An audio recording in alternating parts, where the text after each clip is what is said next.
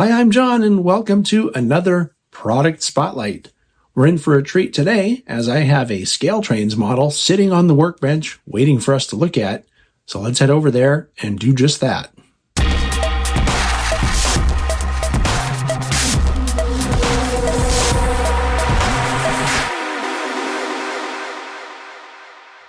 All right, here's what we're looking at today. This is an HO scale GE C39-8 Phase 3, painted for Pennsylvania Northeastern, and it's an X-Conrail unit, which I'll talk about when we look at the paint more carefully.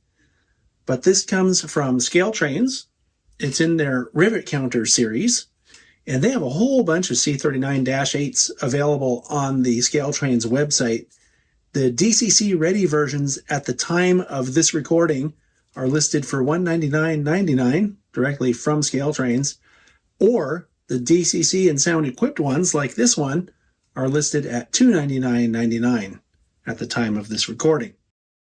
Interestingly, on the ScaleTrains website, they have minimum radius information on these models, and it says minimum radius 18 inches with a recommended radius of 22 inches, which stands to reason because 6-axle locomotives like this are always better to operate on as wide of curves as possible.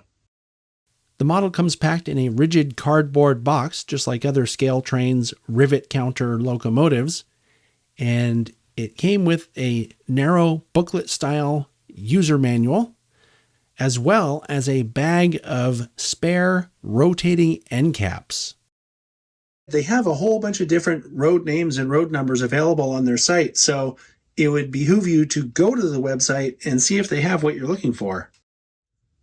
All right, so I mentioned that this is a former Conrail paint scheme, and if you look carefully, you can see that the Conrail logo was patched over, right, simulated.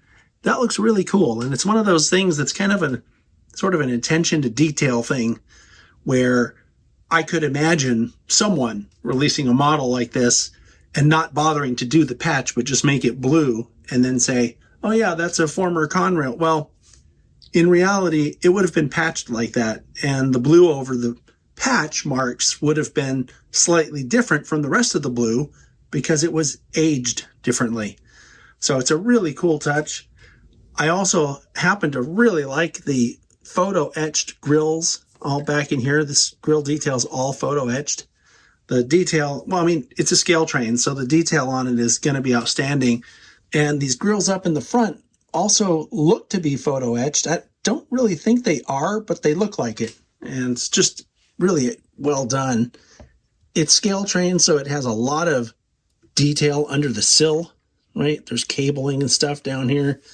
Something else that they're doing that I really like is they're coming from the factory with discolored wheels.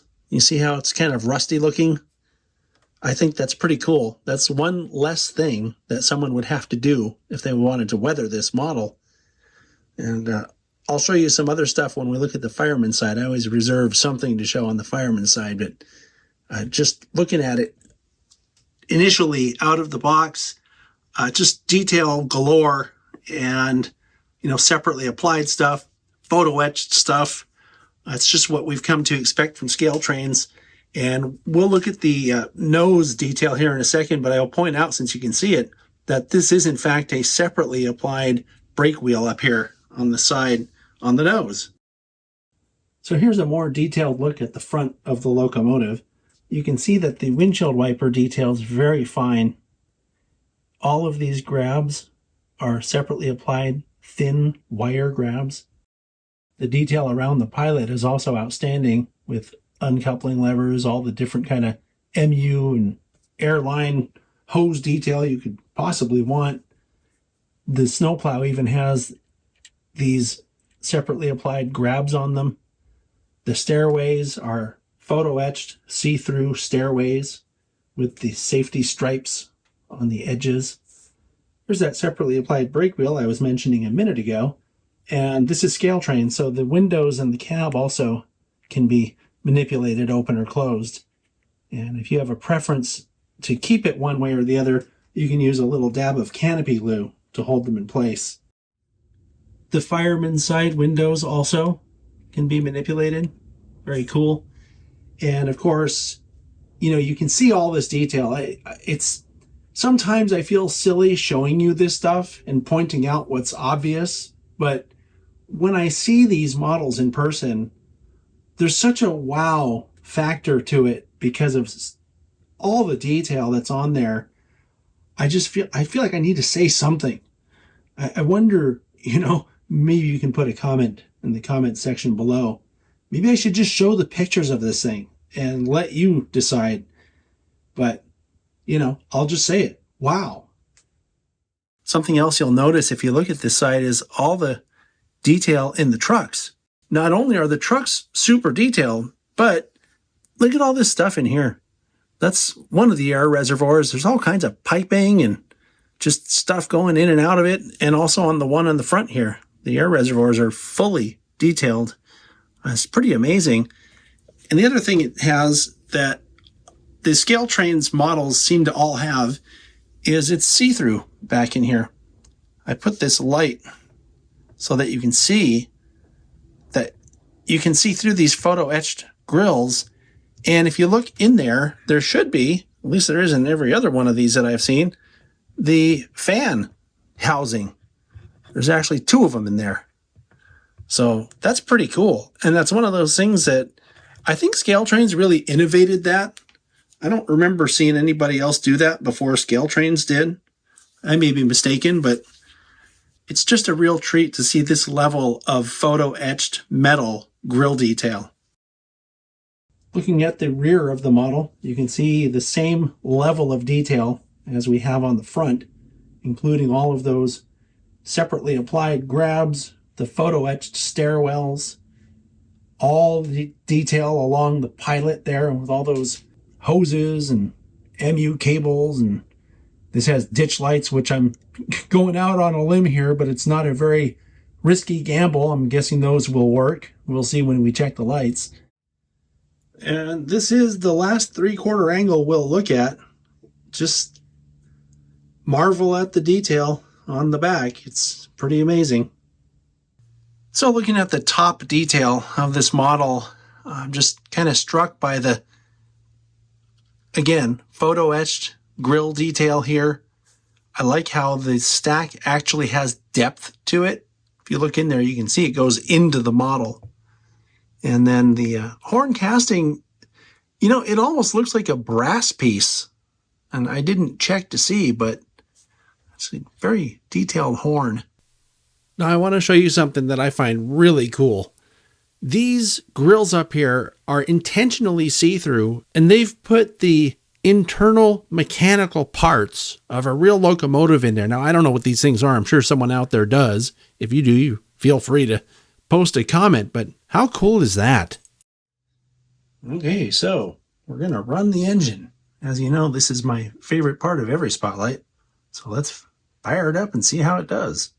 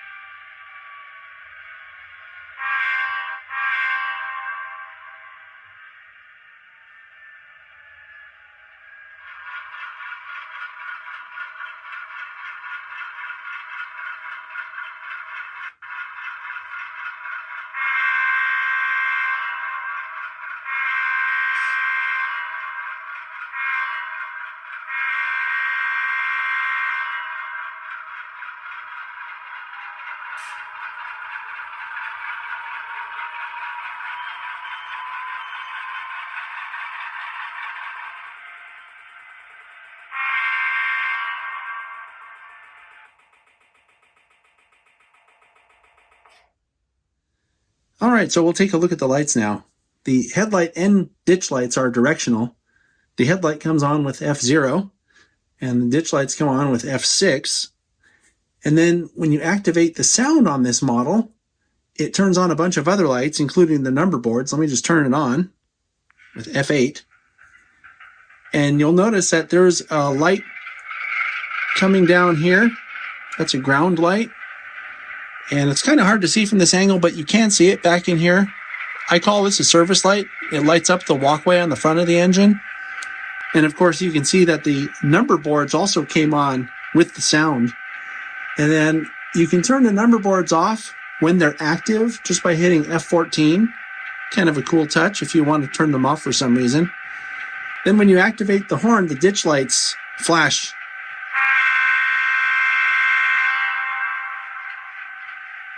Alternately. Then there's also another service light or step light along the walkway behind the entrance to the locomotive on the engineer side. I have the locomotive in reverse, and I'm going to turn on the headlight with F0. Then I'll turn on the ditch lights with F6. Then when I activate the sound with F8, you'll see that the other lights come on. And by other lights, I mean the little service, I call it a service light that's here behind the drop step. Of course, the number boards you can see lit up. And then up near the front, we have a ground light that emanates from just over the front truck that also comes on with the F8 key. And if I blow the horn, you'll see that the ditch lights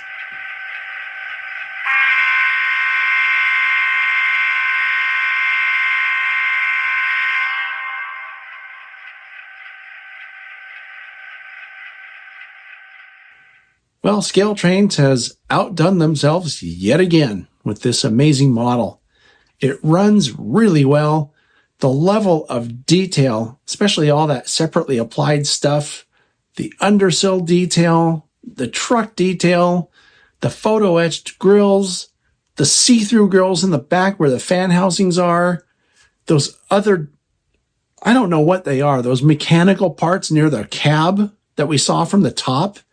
I mean, you just don't get this kind of detail from most model makers. So to have it from ScaleTrains is a real treat, as I said at the beginning of the show.